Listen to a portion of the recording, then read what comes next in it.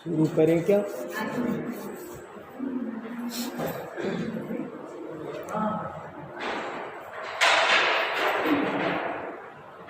कमठे च धर्मेन्द्रे च शोचितं कर्म कुर्वती प्रभुस्तुल्यमनोवृत्ति पार्श्वनाथ जिनोस्तु नः पार्श्वनाथ जिनोस्तु नः। कमठ हो चाहे धर्मेंद्र, दोनों अपना अपना काम कर रहे थे, लेकिन जो उन दोनों में ही समता भाव धारण किए हुए थे वे पार्श्वनाथ भगवान मेरे हृदय में विराजमान हो। बोलो देवादिदेव 1008 श्री पार्श्वनाथ भगवान की। देखो, आज मैंने आपको आचार्य पूज्यपाद स्वामी ने कुछ महत्वपूर्ण श्लोक लिखे हैं, वो कुछ सुनाने का मन हुआ मेरा। आचार्य पूज्यपाद स्वामी आज से 1500 साल पहले हुए हैं। हमारे अनेक आचार्यों हुए, सबके बारे में अपन सबको थोड़ा थोड़ा ज्ञान होना चाहिए। जैसे अपन को अपने घर के खानदान की बात करते हैं कि नहीं, हमारा खानदान कौन सा, हमारे पिताजी, बाबा, फलाना, दादा, तो ऐसे ही अपने धर्म के जो बड़े बड़े हमारे आचार्य हुए उनका भी अपन को थोड़ा ज्ञान होना जरूरी है।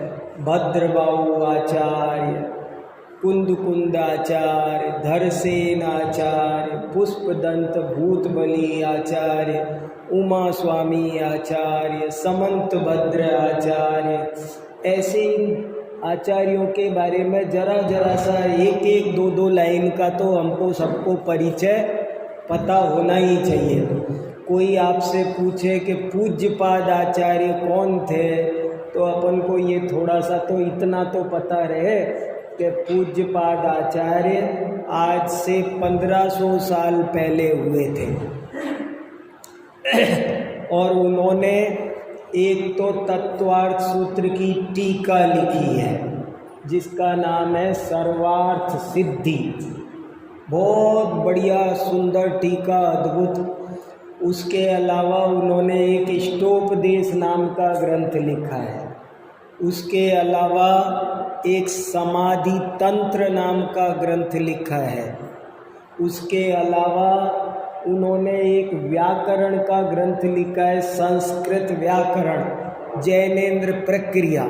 वो भी उनका बहुत बढ़िया विश्व में प्रसिद्ध ग्रंथ है उनका। उसके अलावा उन्होंने कहते हैं कि एक आयुर्वेद का भी कोई ग्रंथ लिखा था जिसके उद्धरण दुनिया भर के आयुर्वेद ग्रंथ जो ये सुनते हैं, चरक संहिता वगैरह, उनमें उनके उद्धरण मिलते हैं। और पूज्यपाद आचार्य इतने महान आचार्य थे कि उनका ओरिजिनल नाम तो था देवनंदी। उनका नाम था देवनंदी, मगर देवनंदी नाम से कोई बोलता ही नहीं उनको। वो इतने ज़्यादा रेस्पेक्टेड हो गए कि सब ने उनको नाम लेने की हिम्मत नहीं हुई किसी में। कैसे इतने बड़े आदमी का अपन नाम बोले? जब आदमी बहुत बड़ा होता है तो उसका नाम नहीं बोला जाता, फिर अपन ऐसे ही बोलते आचार्य श्री, बात नाम नहीं बोलते। तो ऐसे ही देवनंदी आचार्य थे, बहुत बड़े आचार्य थे, लेकिन वो इतने ज़्यादा सबके द्वारा आदरणीय थे कि जिसकी वजह से उनका नाम चल गया पूज्यपाद। पूज्यपाद, पाद माने पैर, जिनके चरण पूजनीय हैं वही, बस वही आचार्य श्री, वो पूज्यपाद आचार्य श्री। ऐसे उनका बहुत बड़े रिद्धिधारी थे, बहुत बड़े तपस्वी थे। और क्या बताऊं, एक फ्रेंच भाषा का, फ्रांस का एक बहुत बड़ा कवि है, उसको बहुत सारे पुरस्कार मिले हैं, वॉल्ट व्हिटमैन। उसको कई तरह के अवार्ड मिले हैं, वॉल्ट व्हिटमैन। उन्होंने पूज्यपाद आचार्य के ग्रंथों को पढ़ करके अंग्रेजी में कविताएं लिखी, इनके काव्यों पर कविता लिखी।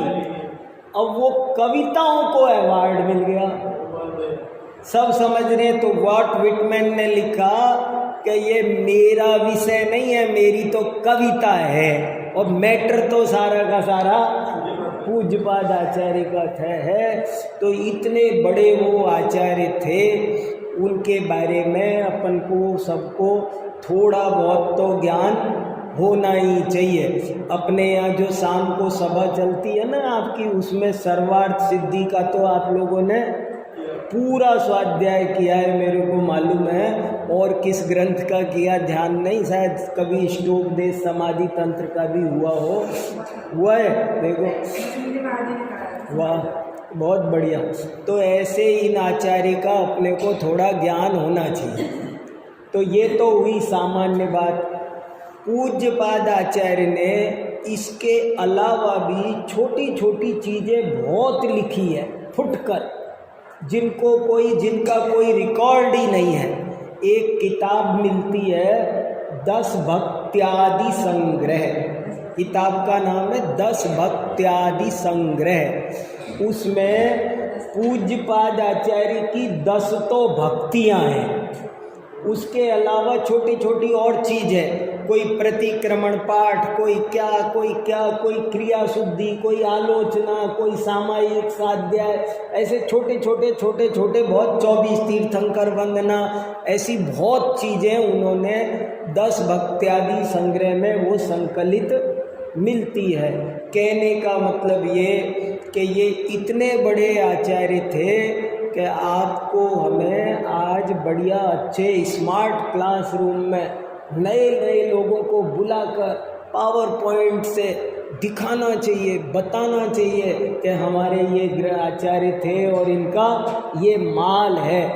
लोग देखेंगे तब उनको सब पता चलेगा। तो उन्हीं में से मैंने आज ये 3 श्लोक आपके सामने लेकर आया हूँ, और ये तीनों श्लोक मेरे को तो विद्यानंद महाराज ने दिए हैं। वे बहुत पढ़ते थे, मतलब आप ये समझ लो एक भी दिन ऐसा नहीं था जिस दिन वो ये तीनों श्लोक नहीं पढ़ते हों।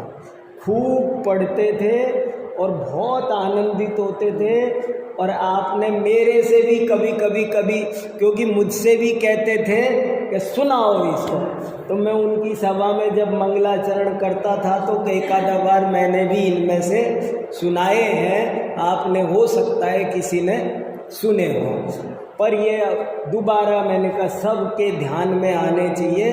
बहुत अच्छे श्लोक है, इसलिए मैं आपको ये सुनाता हूँ। 10 भक्त्यादि संग्रह, 10 भक्त्यादि संग्रह में ये मिलते हैं। भक्ति वगैरह की जो फुटकर रचनाएं हैं ना, उनमें ये पाए जाते हैं। कहाँ हैं वो मैं ढूंढ के आपको ये एक्यूरेट भी बता सकता हूँ। एक तो कोई वीर भक्ति है 10 भक्ति में, कौन सा है वो मुझे देखना पड़ेगा। और ये जो है ना सबसे पहला वाला शांति भक्ति में है। और ये सारे दुनिया में रोजाना मंदिरों में प्रक्षाल करते समय, शांति पाठ करते समय, विसर्जन करते समय पढ़ाई जाता है। इतना सा फर्क है कि कोई हिंदी में पढ़ता है ज़्यादातर लोग। ये वाला श्लोक जो पहला वाला है ना, इसको ज़्यादातर लोग हिंदी में शास्त्रों का वो पठन सुखदा लाभ सत्संगति का, अपन हिंदी में जो बोलते हैं वो हिंदी वाला आपको, अब मैं आज आपको ओरिजिनल माल दिखा रहा हूँ। आप लोकल तो रोज़ देखते हो, तो वो ओरिजिनल ये चीज़ है। आज डॉक्टर साहब नहीं आए क्या, DC जैन साहब? कोई बात नहीं, देखो शास्त्राभ्यासो जिन पतिनुति संगति सर्वदायै सद्व्रतानां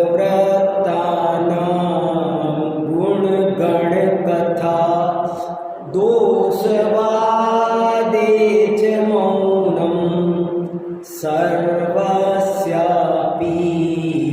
प्रियहितवचो भावना चात्मतत्त्वे सम्पद्यन्तां मम भवे यावदेते प्रवर्गः। ये श्लोक मैं आपके लिए अपने हाथ से टाइप करके लाया हूँ, पर इसलिए टाइप करके लाया हूँ खुद कि मेरे को कई किताबों में मैंने देखा तो अशुद्धियाँ मिली बहुत, तो मैंने कहा मैं कहाँ तक ठीक कराता फिरूँगा, तो मैंने उनको बढ़िया से लिख के अपने हाथ से टाइप करके कंप्यूटर पर बैठ के उसका हिंदी अर्थ लिख के और ये बढ़िया से प्रिंट निकलवा के मैंने कहा सबके हाथ में होंगे। अब मैं ये नहीं लाता तो भी आपको आनंद नहीं आता, मैं ही पढ़ता रहता। आपके हाथ में होना चाहिए, आपको ये विश्वास होना चाहिए कि जो मैं कह रहा हूँ वो वही बात है। मैं मेरे मन से, आप यहाँ जिनवाणी सुनने बैठे हो कि मनमानी? मेरी मनमानी सुनाऊँ तो सुन लोगे? नहीं, सब जिनवाणी सुनने बैठे हैं। तो जिनवाणी सुनना है तो जिनवाणी में होना चाहिए ना ये बात, इसलिए ये लेके आया हूँ। देखो पूज्यपाद, हेडिंग क्या डाला मैंने? हेडिंग डाला है पूज्यपाद स्वामी की हार्दिक भावना। हार्दिक माने अपन अपनी ठेठ भाषा में बोलो तो दिली ख्वाहिश। जैसे अपन कुछ भी पूछे, मैं पूछूं सुदेश जी आपको क्या क्या चाहिए, तो छोटी छोटी बात बोल देंगे मेरे को ये वाली टेबल चाहिए। फिर मैं पूछूंगा नहीं आप ऐसी बताओ जो जिंदगी की खास आपकी इच्छा हो।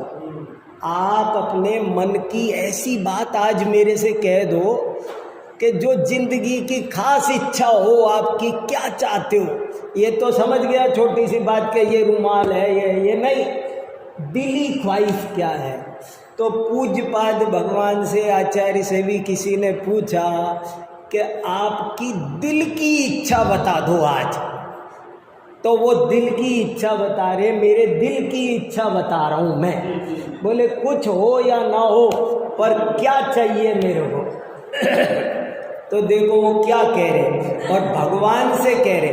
ये तीनों श्लोक भगवान के सामने पढ़ने के हैं।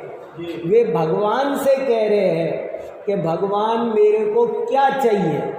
अब आप भी सोच लो, कोई महावीर जी जाता है, कोई तिजारा, कोई पदमपुरा, तो अपन भगवान से क्या चाहिए, क्या चाहिए सोचना। दुनिया क्या क्या मांगती है, मैं बताना नहीं चाहता कुछ भी, क्या फायदा बताने से। क्या क्या मांगते हैं, उटपटांग चीजें मांगते हैं। जो महावीर भगवान खुद ब्रह्मचारी हैं, उनसे कहते हैं हमको बेटा दे दो। क्या, पर ये कह रहे मुझको क्या चाहिए। तो देखो वो क्या कह रहे, क्या चाहिए मुझको। तो बोले मुझे पहले नंबर पर चाहिए शास्त्राभ्यास हो। हे भगवान, मेरी जिंदगी में एक भी दिन ऐसा नहीं जाना चाहिए कि जिस दिन मैं थोड़ी सी देर स्वाध्याय नहीं करूं। पहली इच्छा, कुछ भी होने दो, चाहे कोरोना फैले, चाहे कुछ हो, आंधी आए, तूफान आए, भूकंप आए, कुछ आए, जो आता हो सो आता हो, चाहे घर में बेटा बेटी की शादी हो, पर मेरा स्वाध्याय छूटना नहीं चाहिए। कितनी बड़ी बात, अपन छोटी छोटी बात के लिए छोड़ देते हैं। अपन जरा जरा सी बात आ जाए ना, कोई भी, आज क्यों नहीं स्वाध्याय किया, ऐसे ही नहीं किया, आज कुछ मन सा नहीं लग रहा था, गर्मी सी लग रही थी, ऐसे ही नहीं किया। और ये क्या कह रहे हैं कि कितनी भी बड़ी दिक्कत आए पर स्वाध्याय के बिना तो एक भी सूरज छिपना, मेरी जिंदगी का एक भी सूरज स्वाध्याय के बिना छिपना नहीं चाहिए। भगवान से ये मांग रहे। कभी ऐसी दिली इच्छा अपनी हुई? सोचो, देखो क्या कह रहे। पहली इच्छा शास्त्राभ्यासो, दूसरी इच्छा जिन पति नुति, और रोजाना मैं, हे भगवान, जिनपति माने जिनेंद्र भगवान, मैं रोजाना भगवान को नमस्कार जरूर करूं। डेली मेरे भक्ति पूजा स्तुति जरा सी हो जाए, ज्यादा कम की सवाल नहीं है पर होना चाहिए। बड़े महाराज जी कहते थे ना कितनी बार, अमृत घड़ा भर के पीने की जरूरत नहीं है, एक चम्मच भी पियो तो फायदा करेगा। तो जरूरी नहीं कि भाई मैं 4 घंटे पूजा में बैठ पाऊं, कोई बात नहीं, पर 4 मिनट तो बैठूं। 24 घंटे में 24 मिनट तो ये काम करूं। तो पहला काम हुआ स्वाध्याय और दूसरा काम हुआ भक्ति, भजन, पूजन, देव दर्शन, कुछ भी कह दो। जिनपति नुति का मीनिंग लगा लो। मैं इस बात को ऐसे कहता रहता हूँ, कभी आपने सुना होगा, मैं ऐसे कहता हूँ कि भाई एक प्रतिज्ञा करो सब लोग, भजन बिना भोजन नहीं, स्वाध्याय बिना शयन नहीं। मेरे से कोई पूछे ना, हमको कोई नियम दे दो, तो मैं ये नियम देता हूँ और नियम देने के बजाय कि ये नियम लो, भजन बिना भोजन नहीं और स्वाध्याय बिना शयन नहीं। एक भी दिन भोजन करो तो पहले अपने से पूछो कि मैंने आज थोड़ी देर भगवान का भजन किया कि नहीं किया, और यदि नहीं किया तो खबरदार, ठहर जाओ, सावधान, समझ लो थाली में रेड लाइट जली हुई है, ग्रास तोड़ने का अधिकार आपको नहीं है। रुको रुको रुको, पहले थोड़ी देर भगवान का नाम लो। और ऐसे ही सोने का टाइम आए तो ये नहीं कि गद्दे पे पड़ गए धड़ाम, नहीं, पहले गद्दे पे पड़ने से पहले अपने से पूछो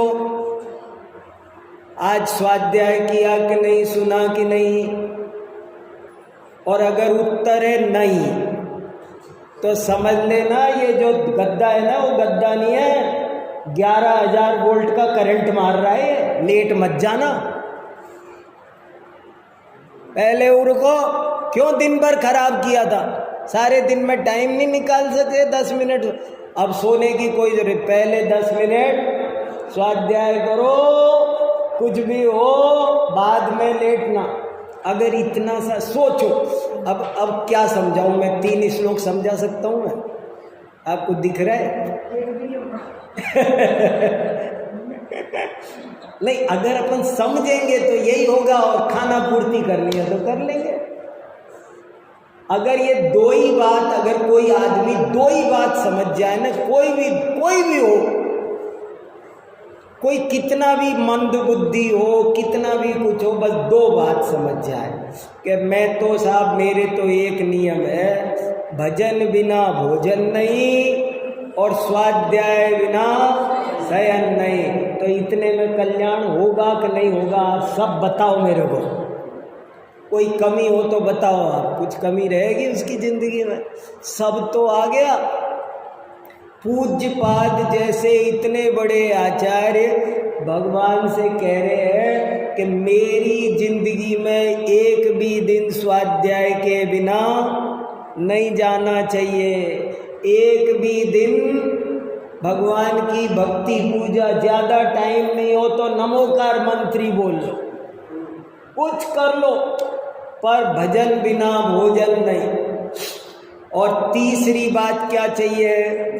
संगति सर्वदार्यई। अच्छे लोगों की संगति, सत्संग, रोज थोड़ी देर 10 मिनट 5 मिनट अच्छे आदमी के पास बैठने का मौका मिलना चाहिए। किसी न किसी ज्ञानी के पास, किसी न किसी धर्मात्मा के पास रोज 10 मिनट बैठो, कैसे भी करके बैठो, उसका भी भला अपना भी भला। 10 मिनट सही, पर किसी न किसी धर्मात्मा के पास जरूर बैठो। ये पंचम काल है, हमारे परिणाम कमज़ोर है, हम अकेले अकेले अपने को नहीं संभाल पाएंगे, कोई न कोई साथी होगा। मेरे परिणाम कमज़ोर होंगे तो राजेंद्र जी भाई साहब संभाल लेंगे, कभी राजेंद्र जी के लगेंगे, मैं कोई न कोई एक दूसरे को पंप भरेगा ना, तभी तो काम चलेगा भाई साहब, बताओ। इसलिए कहा 10 मिनट जरूर किसी न किसी साधर्मी के पास में बैठो। और नहीं तो, और आपने क्या स्वाध्याय, मैं कोई और स्वाध्याय कर रहा हूँ, ये और स्वाध्याय कर, ये अपना बताएंगे, मैं अपना बताऊंगा। इनने जो 1 घंटे में पढ़ा वो मेरे को 10 मिनट में बता देंगे, मैंने जो 1 घंटे पढ़ा वो मैं 10 मिनट में बता दूंगा। मेरी बात इनके लिए नई है, इनकी बात मेरे लिए नई है। इसलिए जरूर थोड़ी देर सत्संग, सत्संग बहुत जरूरी है। सत्संग स्वर्गवास, सत्संग में जो रहे वो समझ लेना स्वर्गों में है, वो विदेह क्षेत्र में है। जगह से कोई बुरी अच्छी बुरी जगह नहीं होती, जहाँ सत्संग मिल जाए वो स्वर्ग है, और जहाँ असत्संग मिल जाए, कुसंगति मिल जाए, वो नरक है। और क्या नरक स्वर्ग है। इसलिए जरूर थोड़ी देर सत्संगति भी होना, कैसे भी करके थोड़ी देर सत्संग। ये स्वाध्याय सभा वगैरह क्या है, ये सत्संग है, ये इसमें सब काम हो रहे हैं। अभी अपन कितने का, यहाँ अपन एक स्वाध्याय में आ गए तो अपन ने शास्त्राभ्यासो जिनपति नुति संगति, एक शास्त्र सभा में एक में सब काम हो जाएंगे। वो कहते हैं ना, एक में ही, एक पैक में ही पैकेज है पूरा, ऑल इन वन। कितनी बड़ी बात है बताओ, कितनी अच्छी लाइन है, कितनी अच्छी बात। क्या मांगा भगवान ने, बताओ भगवान से क्या मांगा, क्या मांगा बताओ। अपन कहते हैं ना, जांचौ नहीं सुरवास पुनि नर राज परिजन साथ जी, बुध जाचहूँ तुम भक्ति भव भव दीजिए शिवनाथ जी। क्या मांगा बताओ, क्या मांगा। मुझे स्वर्ग नहीं चाहिए, जांचहूँ नहीं सुरवास पुनि, स्वर्ग भी ठुकरा दिया। कैसे, अपन कितने सारे भजन देख लो, जग के दुख की तो परवाह नहीं है, स्वर्ग सुख की भी चाह नहीं है। दुख और सुख से पार, दुखों का डर नहीं और सुखों की इच्छा नहीं, तो क्या चाहिए। मेटो जामन मरण होवे ऐसा यतन पारस प्यारा, मेटो मेटो जी संकट हमारा। इस भजन का ऐसा अर्थ कौन जानता है। सबने इस भजन को जाने कौन से संकट मिटा। जो कह रहा है कि मुझे दुनिया के दुखों की परवाह नहीं है, वो कौन सा संकट मिटाना चाह रहा है। जन्म मरण का संकट, मेटो जामन मरण कितनी बढ़िया बात है।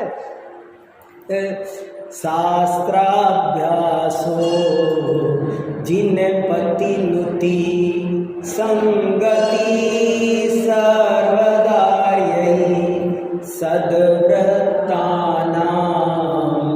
गुण गण कथा दोषवादे च मौनम। और चौथी बात क्या चाहता हूँ कि मैं हमेशा गुणगान करूं, गुण देखूं, मैं अच्छाई देखूं और अच्छाई बोलूं, बोलना पड़े तो अच्छाई बोलूं, मैं गुण ही देखूं और गुण ही बोलूं। और दोष कहने की सुनने की बारी आए तो मौनम, दोष वादे च मौनम। कितनी बढ़िया बात है ये, मतलब पॉजिटिव रहूं, मैं कोई भी बात हो तो उसके गुण देखूं, कोई भी चीज हो दुनिया में। ये तो दुनिया है, ये तो दुनिया है, यहाँ तो हर चीज में गुण और दोष दोनों ही भरे पड़े हैं। मैं गुण ही गुण देखूं, दोष कभी भी किसी के नहीं देखूं। हर बात में, हर घटना में आज जो आदमी गुण देखना सीख गया उसका बेड़ा पार है। और जो कमी देखेगा ना, एक आदमी तो मंदिर भी आएगा ना तो कमी देखेगा कुछ, ये घड़ी यहाँ क्यों लगा दी, ये यहाँ क्यों कर दी, एक तो कहे। पर एक आदमी गुण ही गुण देख। एक आदमी से दो तरह के आदमी होते हैं, एक आशावादी, एक निराशावादी। एक आदमी से आप ये कहो ना कि देखो भैया कितना बढ़िया दोपहरी हो रही है, कितना अच्छा दिन खिला हुआ है, बहुत बढ़िया, तो वो कहेगा ठीक है, पर है ना थोड़ी देर बाद तो रात ही हो जाएगी, पूरी रात अंधेरी, रात ही हो जाएगी फिर भी। और एक दूसरे आदमी से हमने शाम को कहा कि वो भैया रात आ गई, रात हो जाएगी, तो कहने लगा तो क्या हुआ, फिर सुबह हो जाएगी, सारा दिन बहुत बढ़िया रहेगा। एक को हम रात बता रहे हैं और वो उसको दिन का देख रहा है, और एक को दिन दिखा रहे हैं और वो मूर्ख रात देख रहा है। हर चीज में गुण देखना सीखो, पॉजिटिव बनो। कुछ भी हो, कहीं पर कमी देखने की बहुत गंदी आदत होती है। कमी देखने वाला कभी जिन दुनिया में सुखी नहीं रहता, और पाप बंद भी बहुत करता है। मैं एक कहानी सुनाता रहता हूँ ना। एक आदमी घूमने गया, बहुत बढ़िया कहानी है। एक आदमी घूमने गया, तो घूमने गया तो उसने कोयल बोल रही थी पार्क में, डियर पार्क चला गया, कोयल बोल रही थी। तो कोयल बोल रही थी तो जिंदगी में पहली बार कोयल सुनी उनने। ओहो, उसको ऐसे लग रहा था जैसे कोई कान में मिश्री घोल रहा हो, बहुत अच्छा लग रहा था, आनंद आ रहा था। लेकिन वो है ना उस कोयल को देख करके कहता है काश तू काली नहीं होती तो कितना अच्छा रहता। और वो आगे बढ़ा, आगे बढ़ के रोज गार्डन पहुंच गया, वहाँ गुलाब खिले थे बहुत अच्छे, वो भी उसने आज देखे, अरे इतने बढ़िया बढ़िया गुलाब, तो मन खुश हो रहा है खूब। मगर चलते चलते कहने लगा, अरे काश तेरे अंदर कांटे नहीं होते तो कितना अच्छा होता। फिर झील किनारे जा बैठा, हाथ पैर धोए, करे सब कुछ करे, कहने लगा काश तू खारी नहीं होती तो कितना अच्छा रहता। खारा समुंदर खारा होता है ना, इतना बढ़िया समुंदर, और तू खारा नहीं होता। जैसे तैसे वो टाइम हो गया, रात होती आई, चलो घर लौट रहा था। घर लौट के आया, उस दिन इत्तेफाक से शरद पूर्णिमा थी और आसमान में पूरा का पूरा चंद्रमा, अपना सुधाकर नाम, चंद्रमा का एक नाम है सुधाकर, तो सुधाकर नाम सार्थक कर रहा था, अमृत बरसा रहा था, बड़ी अच्छी ठंडक, नेचुरल शीतलता मिल रही थी, आनंद आ रहा था उसको। तो उसको आनंद आ रहा था, मगर वो ऐसे देख के कह रहे काश तेरे अंदर कलंक नहीं होता तो कितना अच्छा है। और ऐसे कह के वो लौटा, जब वो घर लौट रहा था तो पीछे से एक साथ 4 लोगों ने आवाज दी, अरे ओ मनुष्य, रुक 1 मिनट सुन, अरे ओ मनुष्य। कितने लोगों ने आवाज दी? 4। कौन थे ये 4 समझ में आ गया? एक तो कोयल, एक गुलाब, एक समुंदर और एक वो चंद्रमा। इन चारों ने मिलके आवाज दी। क्या आवाज दी? अरे ओ मनुष्य, अरे ओ सृष्टि के सुंदरतम प्राणी, अरे ओ 84 लाख योनियों में दी बेस्ट, 84 लाख योनियों में दी बेस्ट, अरे ओ मनुष्य, तू कितना बढ़िया है रे, कितना बढ़िया है रे। पर काश तेरे अंदर ये कमी देखने की आदत नहीं होती तो कितना बढ़िया होता, तू साक्षात भगवान होता, तू साक्षात भगवान होता। तेरे में कमी देखने की आदत नहीं होती। ये कमी देखने की आदत है ना, ये बहुत बीमारी है, ये गंदी। जैसे बुखार जुकाम का इलाज कराते हैं ना, ऐसे इसका इलाज कराना चाहिए। तो इसलिए कहा कि मैं कभी भी दोष बोलने में, वो कह रहे मैं कभी किसी के दोष ना बोलूं और क्या करूं? सर्वस्यापि प्रिय हित वचो भावना तत्वे। और मैं जब भी बोलूं, किसी से भी बोलूं, कभी या तो मौन रखूं और बोलूं तो अच्छे वचन बोलो, या तो मौन रहो और बोलो तो सही बोलो। ये नहीं बोलना चलेगा मगर गलत बोलना। ऐसे ही संगति के बारे में है, कोई संगति ना मिले तो चलेगा पर कुसंगति नहीं मिलनी चाहिए। वो शांति सागर महाराज कहते थे, बोले गौशाला खाली रहे तो चलेगा पर मरखनी गाय नहीं चाहिए। गौशाला खाली रहे। और संगति के बारे में और एक वो बहुत अच्छी बात कहते थे, बोले देखो ये अंगूठी में नग लगाते हैं नहीं, अंगूठी में नग, तो अंगूठी होती है सोने की और उसमें नग लगाते हैं। तो नग किस में लगाते हैं?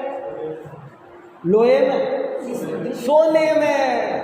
तो तुमको भी नग बनना हो तो सोने जैसे लोगों के बीच बैठो, जो सोने से गिरेगा वो नग बनेगा, लोहे से गिरेगा तो नग नहीं बनेगा। इसलिए अच्छी संगति बहुत जरूरी है जिंदगी में। कुसंगति से लाखों लोग बर्बाद हो रहे हैं। नए नए बच्चे कहाँ पढ़ने जाते हैं और कुसंगति मिल जाती है। एक कुसंगति सारी जिंदगी बर्बाद करने के लिए काफी है। और एक क्षणमपि सज्जन संगति रेखा, ऐसे ही किसी को क्षण भर अच्छी संगति मिल जाए तो वो तिर जाता है उससे। इसलिए तो सर्वस्यापि प्रिय हित वचो भावना चात्म तत्वे। और हमेशा अपने आत्म तत्व की भावना रहे। जब देखो तब 24 घंटे क्या रहना चाहिए? हूँ स्वतंत्र निश्चल निष्काम ज्ञाता दृष्टा आत्मा। ये शरीर भी हमारा नहीं, ये परमाणु मात्र शरीर भी हमारा नहीं तो और दूसरी चीज क्या है? इसलिए मैं सबसे हित मित प्रिय वचन बोलूं और हमेशा अपने आत्म तत्व की भावना रखूं। संपद्यन्ता मम भव भवे यावदेव वर्ग। और ये बातें इस जन्म के लिए ही नहीं, ये अच्छा इस जन्म में तो ऐसा हो जाए, फिर अगले जन्म में मैं खूब ठाठ बाट से बहुत बड़ा चक्रवर्ती राजा बन जाऊं, अगले जन्म में मैं इंद्र बन जाऊं, ऐसे लिखा है कुछ नहीं लिखा। अगले जन्म में भी यही मिले और अगले में और उससे अगले में, कब तक? यावदेते पवर्ग। और देखो, जब यावत माने जब तक, अपवर्ग माने मोक्ष, जब तक मुझे मोक्ष नहीं मिले तब तक ये सब मिले। मतलब मोक्ष मिलने के बाद ये चीजें तब तक चलती है, उसके बाद में बंद होती है। फिर थोड़ी स्वाध्याय होगा, सिद्ध भगवान स्वाध्याय थोड़ी करते हैं, तब तक करो, लेकिन इनसे ये साधन है, साध्य नहीं, इनसे साध्य मिलेगा। तो कितना बढ़िया श्लोक है। शास्त्राभ्यासो जिन पति नुति संगति सर्वदा सद्व्रतानां गुण गण कथा दोषवादे च मौनम सर्वस्यापि प्रियहित वचो भावना चात्मतत्त्वे संपद्यन्ता मम भव यावदेते पवर्ग। तो ऐसा ये बहुत बढ़िया श्लोक है, आप हिंदी में तो पढ़ते ही हो, अब ये संस्कृत का भी पढ़ो, अर्थ समझो, और ऐसी भावना भी अपन सबको अपने हृदय में बनानी चाहिए।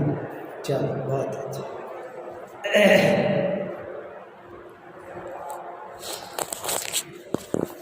ठीक है।